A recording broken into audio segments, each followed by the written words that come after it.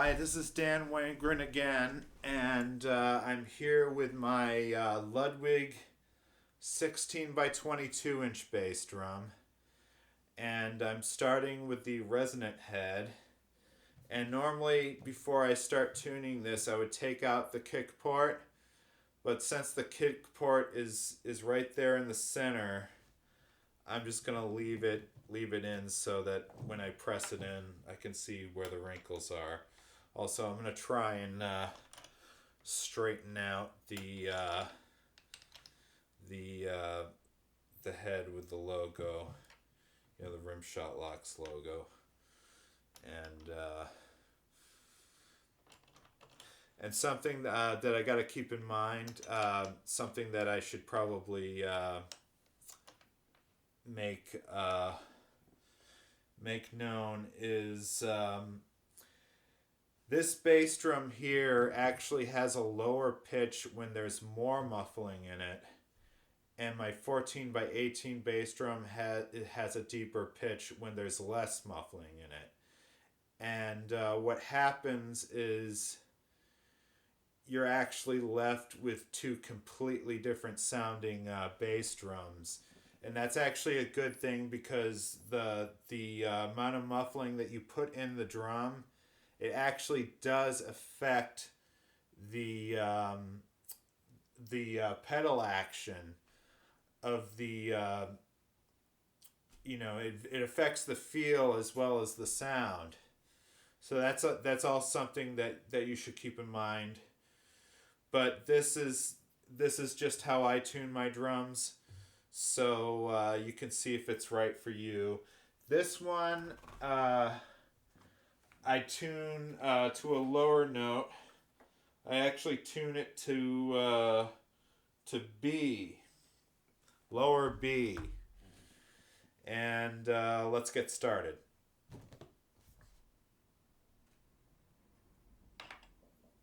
Oh wait, hang on. We gotta do this first.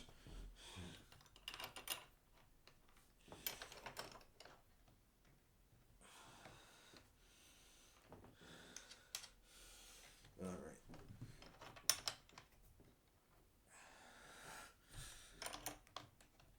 All right.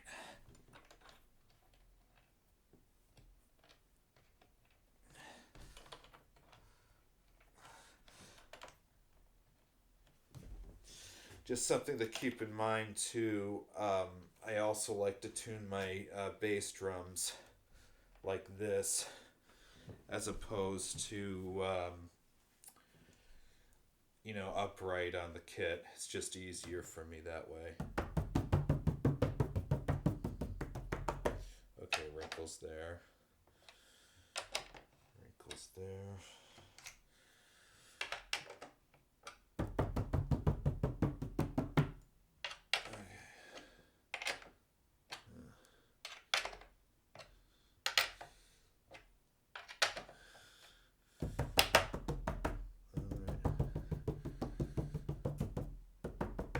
Ooh. So we're going to have to tighten these up a little bit more.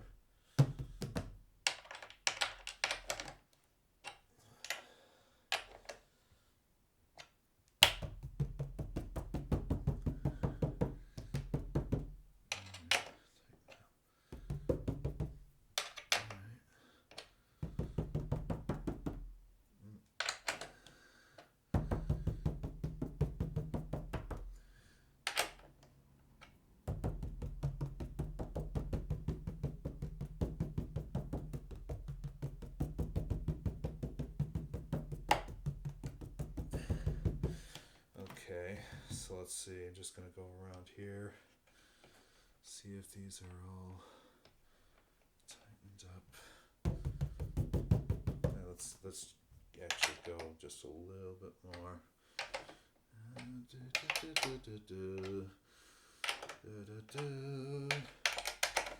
Then we can start cross tuning here. Now, the thing about this drum, since the hole is in the center, I'm going to have to go a little bit off center to test the pitch of this head.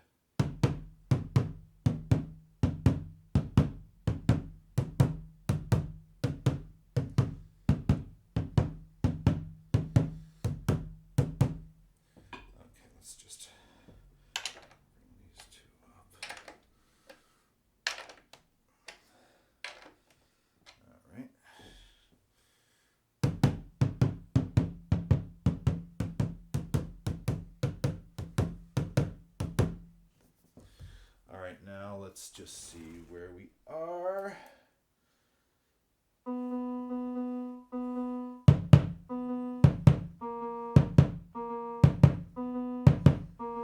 Okay, let's bring it up just a little bit more.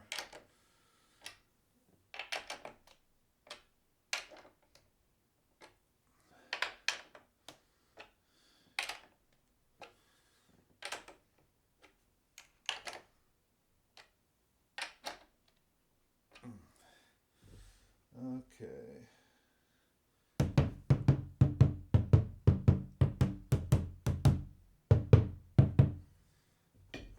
one's just a little off.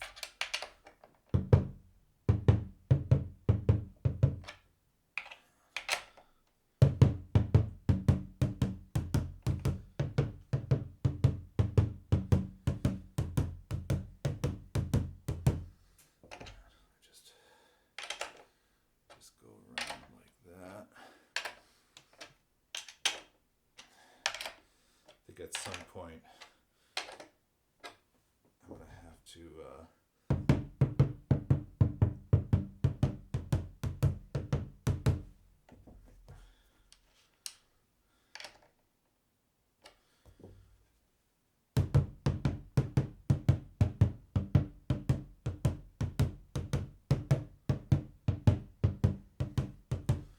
Okay, so now what we're gonna do, see if we're at the B.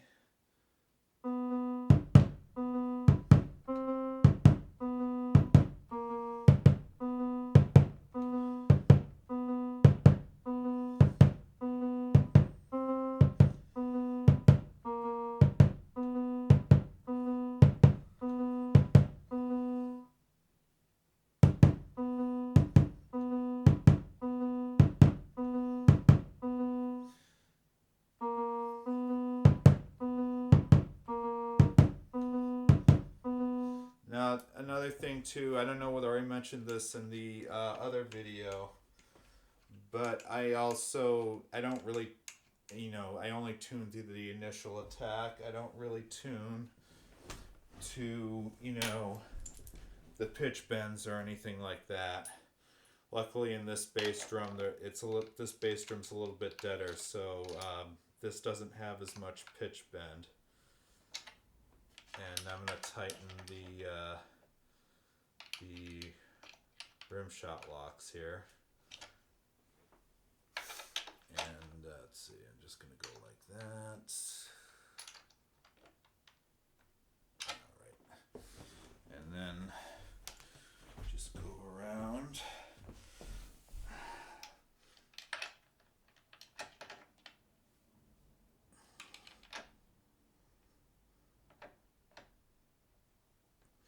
Now, just something to keep in mind.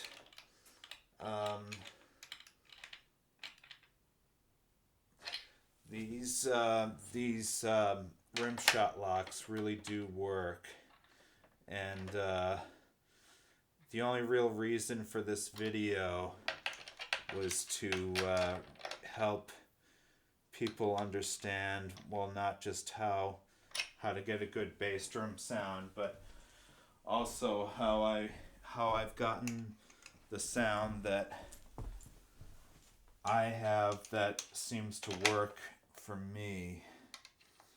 And it's important that, well, for any drummer, that you have a sound that works for you. Because there's nothing worse than sitting down at your kit and being distracted by how repugnant your drums sound.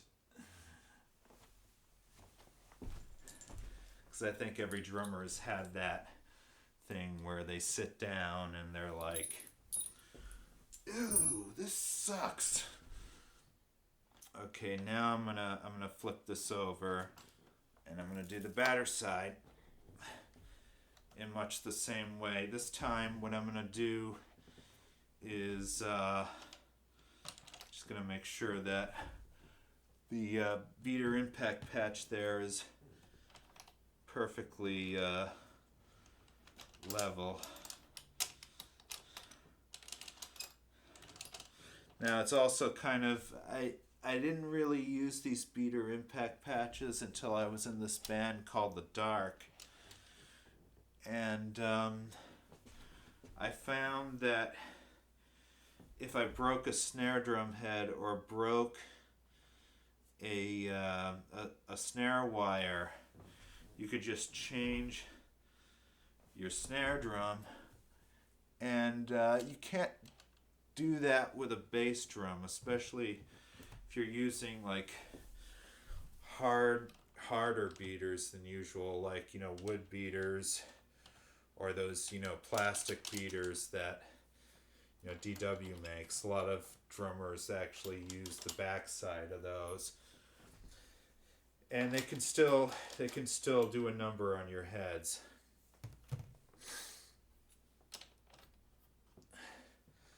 And that's where these things come in handy.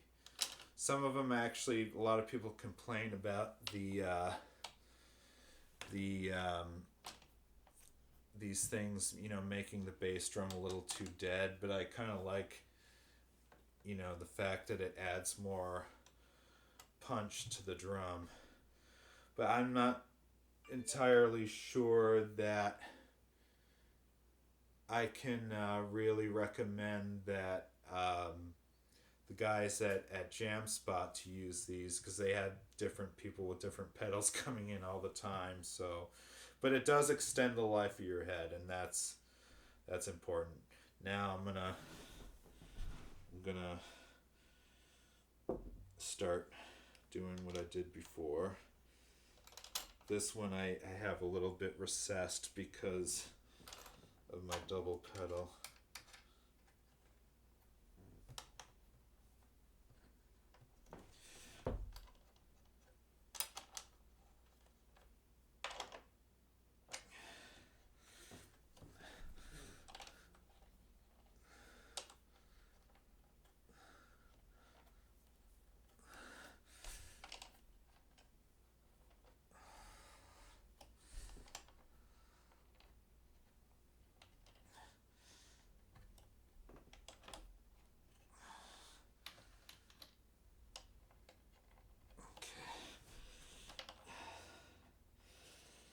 Now, if you'll notice too, I've got a metal hoop as a batter side hoop. It's great for when you're clamping your pedal in there. I had somebody crack the original hoop. Now let's go around.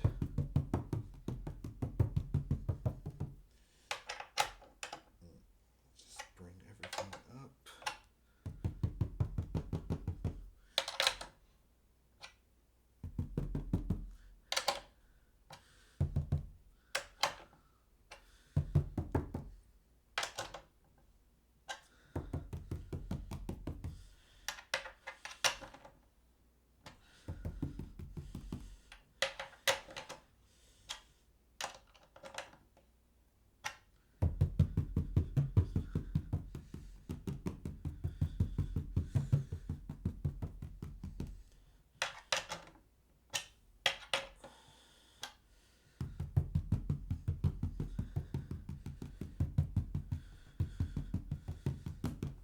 Okay, so now we'll do the same thing.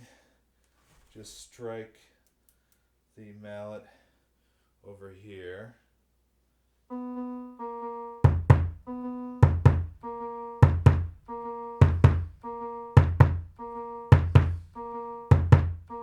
Okay, I hope that's not overloading.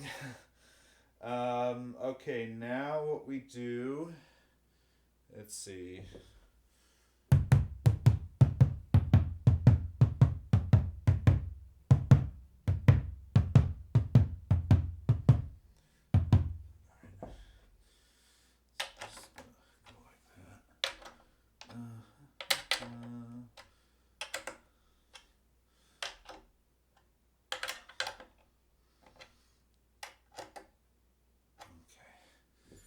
Let's just go around again.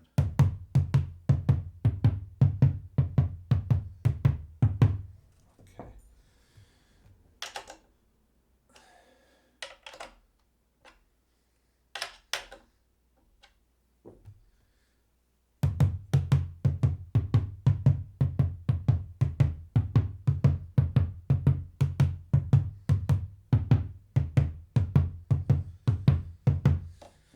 Now, for some reason with this bass drum, or I don't know whether it's the head or the hoop or what, but I can't really seem to get these two in tune with everything else, so.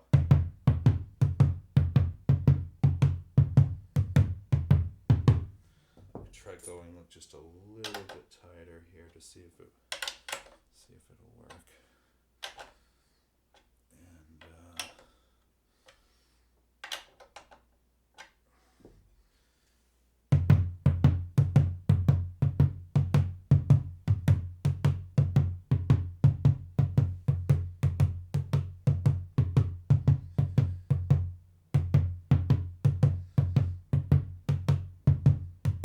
And okay, well, I think this is as good as it's going to get. And let's see where we are in the note that we want.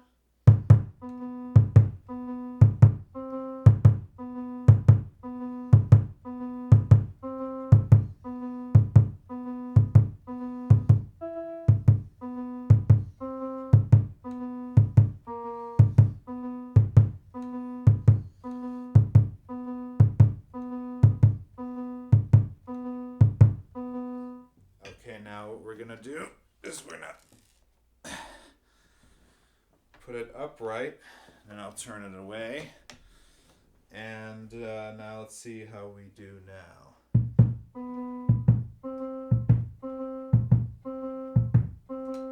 Okay, maybe we should go a little bit looser there.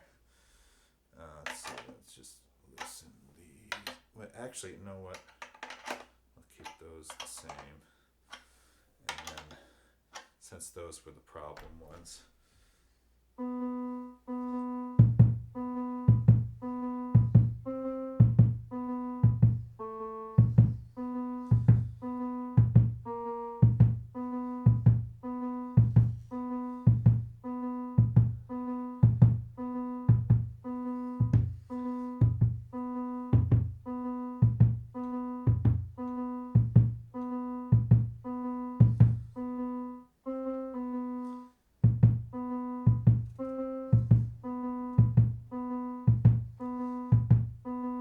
So I guess all it took was loosening these two that I could never get, in tune anyway.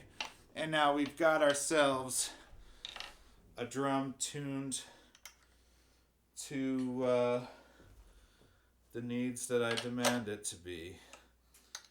And, well, I hope this drum video, this tuning video was a help to anybody trying to achieve, the sound that they want, and especially the guys at, Vic at Jam Spot.